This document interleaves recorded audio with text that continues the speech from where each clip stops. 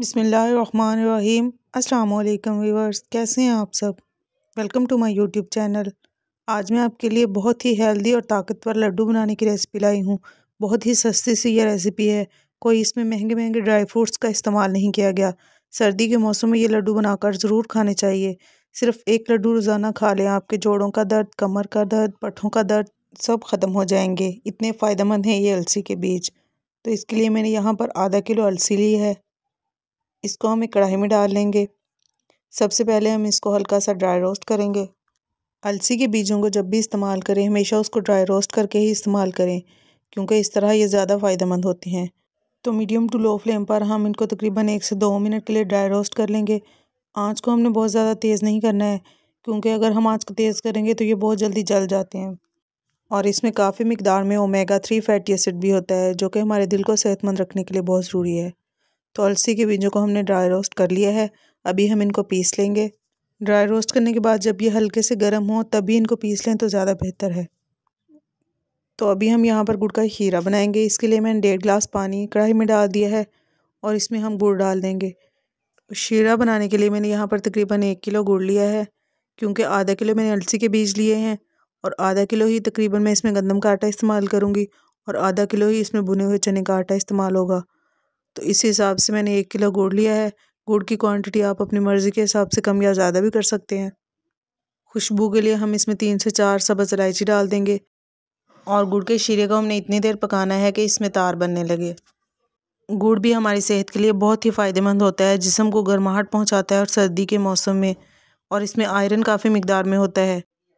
अलसी की पिनिया बनाने के लिए क्योंकि गंदम का आटा इस्तेमाल होता है इसमें, तो आटे को भूनने के लिए हम यहाँ पर सरसों का तेल इस्तेमाल करेंगे।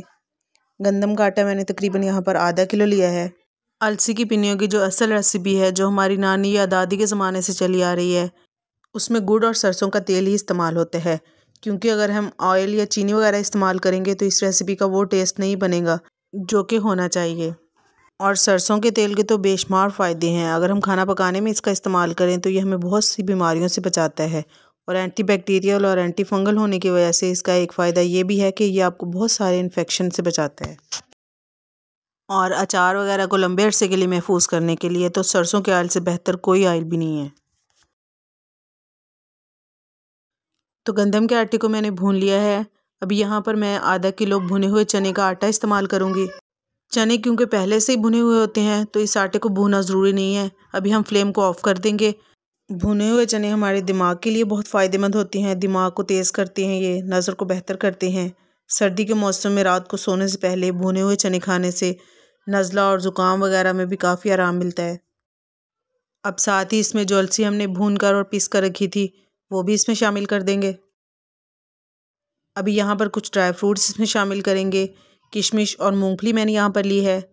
आपको जो भी ड्राई फ्रूट पसंद हो आप वो इसमें डाल सकते हैं, लेकिन मुझे अलसी की पिन्नियों में सिर्फ यही 2 चीज़ें पसंद हैं, तो इसलिए मैंने यही दोनों चीज़ें डाली हैं। आप अपनी मर्ज़ी से कोई भी ड्राई फ्रूट इसमें डाल लें। तो पहले हम इन सारी खुशक चीज़ों को अच्छी तरह से मिक्स कर लेंगे और उसके बाद जो हमने शीरा गुड़ का तैयार किया था वो भी हम इसमें डाल देंगे। गुड़ के शीरे को हम छान के इस्तेमाल करेंगे, क्योंकि बाज़ औक़ात गुड़ में गन्ने के छिलके के छोटे छोटे टुकड़े होते हैं, तो इसलिए इसको छान कर इस्तेमाल करें तो ज़्यादा बेहतर है। तो अभी हम शीरे को भी इन सारी चीज़ों के साथ अच्छी तरह से मिक्स कर लेंगे और इसको थोड़ा सा ठंडा कर लेंगे, लेकिन हमने इसको बहुत ज़्यादा ठंडा नहीं करना है। बस इतना ठंडा हमने इसको करना है कि लड्डू बनाते वक्त हमारे हाथ ना जलें। अलसी की पिनियाँ जो हैं वो शुगर के मरीज़ों के लिए भी काफ़ी फ़ायदेमंद हैं, वो भी इनको खा सकती हैं।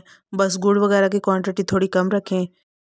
हमारी जिल्द के लिए, हमारे बालों के लिए, हमारे पूरे जिस्म के लिए बहुत ही फ़ायदेमंद है ये बीज। आप कभी गूगल पर सर्च करके देखें फ्लैक्स सीड बेनिफिट्स, यानी अलसी के बीजों के फ़ायदे। आप हैरान रह जाएंगे कि इन सस्ते से और आम से बीजों के कितने ज़्यादा फ़ायदे हैं। अभी ये काफ़ी गर्म है लेकिन हाथ में पकड़ने के काबिल है, तो अभी हम इससे लड्डू बना देंगे, क्योंकि जब ये ठंडा हो जाएगा तो इसके लड्डू सही से नहीं बनेंगे।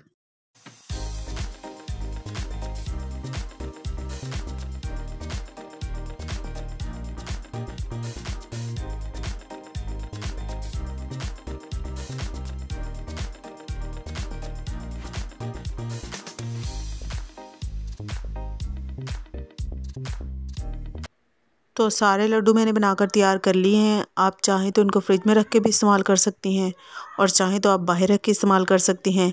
वैसे ये बाहर भी काफ़ी दिन तक ख़राब नहीं होते हैं। तो आपको मेरी आज की रेसिपी कैसी लगी मुझे ज़रूर फीडबैक दीजिएगा। वीडियो पसंद आए तो इसको लाइक और शेयर करें, और अगर फर्स्ट टाइम चैनल को विज़िट कर रहे हैं तो चैनल को सब्सक्राइब ज़रूर कर लें और साथ ही साथ बेल आइकन को भी प्रेस कर दें। तो फिर मिलते हैं इंशाल्लाह एक नई रेसिपी के साथ। तब तक के लिए अल्लाह हाफिज़।